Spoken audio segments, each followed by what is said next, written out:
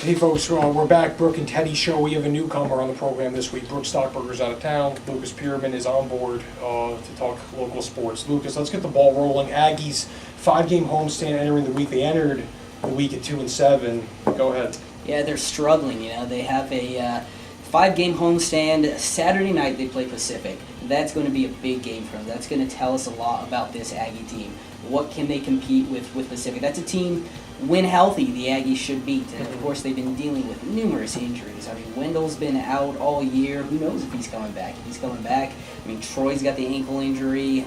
Hamadou's been out for a couple games. So they've really been struggling with injuries. And when healthy, though, they could beat Pacific and go on to compete for a WAC title. It's tough to judge this team without a full deck. Like Lucas said, Wendell out with the foot injury. When he's coming back, we don't know. They're expecting the end of December, but the red shirt's still a possibility.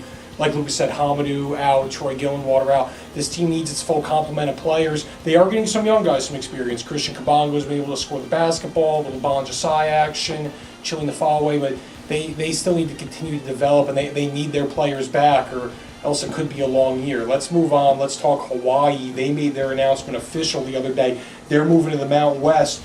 The flagship schools in the WAC are NMSU and San Jose State.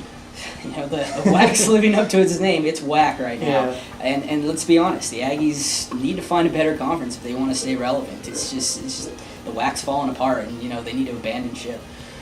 The question is, what conference is going to take the Aggies? The Aggies have actually been competitive in the minor sports when we're looking at women's hoops and volleyball. They've actually, and men's basketball, a notoriously competitive team. But football is the engine that drives the car for conference realignment. The football team's been well documented. It's struggled. It struggled for years. So we can talk about how the Aggies had to find a new conference, but easier said than done. We'll see how it goes down. But like I said, when you have Idaho, San Jose State, and NMSU as your flagship schools, something's got to give. Bringing in Texas State and Denver, it's just not going to do it. It's really a turning point for the Aggie athletics program. It's going to be interesting to see what happens. Scrap iron. We're going to move on finally to prep hoops. We have Onyate basketball having a very nice year, 5-1 to start the season. They're coming home. They're hosting Hobbs. They're hosting Clovis. Clovis on Friday night, Hobbs on Saturday evening. Those are two, powerhouse programs notoriously. Two teams that traditionally like to get out there and run, so there's going to be some fun games. And Onyate has the talent to run with them. They got some great guards. They do have some great guards. Tim Jacobs, really one of the finest point guards in the state. Terrell DeRuin, former Cruces High guard. He's got a lot of ability. Should be a lot of fun. If you like prep basketball, and I know I love it, go out there and check it out. High scoring, like Lucas said, very entertaining.